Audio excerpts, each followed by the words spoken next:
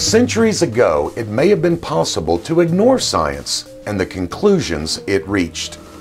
Much of science was based upon speculation and Greek philosophy, which seemed to have little bearing on everyday life. In fact, centuries ago, most scientific theory never reached the ears of the average man and woman. But now all of that has changed. Science has become the religion of modern man. It has its own edicts, its own canon, sacraments, and priesthood. The classroom, the government schools or public schools and universities have become the temple. Books by Darwin and Hawking have become the catechisms. The sacrament, total submission. And with their willing accomplices in the media, this new faith can declare any truth, excommunicate former members, or declare opposing views heretical with almost full immunity. Its successes are so exceptional that it is usually accorded the last word in all disputes by simply uttering those seemingly irrefutable words, scientific fact. From every corner of so-called civilized society, science receives its praise and respect by reason of nuclear energy, advances in medicine, and cell phones. Most believe that the methods which have produced these wonderful products of civilization are capable of answering every single question put to man. Not only the how, but even the why. Science has been immortalized in the movies, but especially the television series Star Trek, in which mankind, given enough time in applying the scientific method, could eventually do away with war, poverty, sickness, greed, envy, and a host of other societal sins, with everyone throwing their hat in the ring to help, a kind of utilitarian utopia, the common struggle being the general equity and the common good of all. However, we are told that in order to achieve this egalitarian goal, we must give up the fairy tales of the past, primarily meaning Christianity. Ironically, though, modern science was based upon the presupposition that God is there and He is not silent.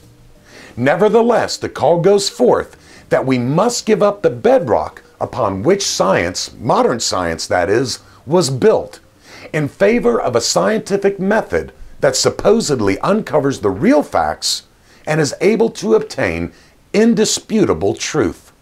Non-Christians, for the most part, and all too many Christians, are of the opinion that science, meaning the physical or natural sciences, are an ever-growing body of truth about how and why the universe is, and how and why it works.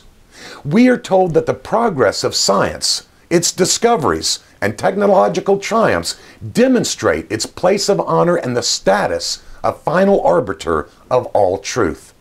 Science is seemingly unassailable. After all, it works, doesn't it? And as we all know, success is the ultimate standard of truth. I'm saying that tongue-in-cheek. This being the case, so it goes, when the Bible and science appear to be at odds, we need to reinterpret the Bible.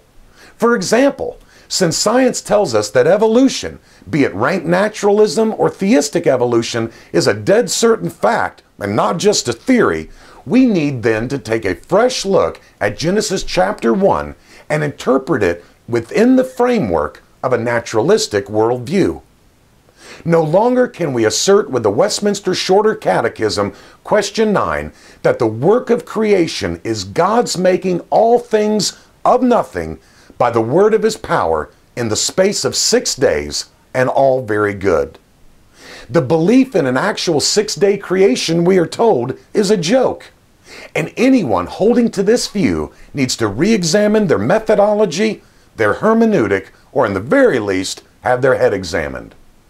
To speak against this sort of scientific thinking is almost blasphemous in some circles, because for many, science is the God of this age. However, science has also shown itself to be a very poor God. Every philosopher of science, as well as any first semester logic student, knows the scientific method is predicated upon induction. And hear me on this. Induction is always a fallacy of logic. Induction can never ultimately prove anything. Therefore, the scientific method can never, ever discover truth. Now, my friends, I wish I could spend more time explaining why, but we simply do not have the time. However, if you want to learn more and have your government education turned upside down, allow me to recommend this work by Gordon H. Clark, The Philosophy of Science and Belief in God. It is an eye-opener, to say the least. I'm also going to be attempting to work on a video series by the same title as this video, Scientific Megalomania. Please check our website periodically, NicingCouncil.com, to see if this video is released. You can also find the book by Gordon Clark, The Philosophy of Science and Belief in God, at that website, www.NicingCouncil.com. Until next week, this is Jerry Johnson, standing contra mundum against the world.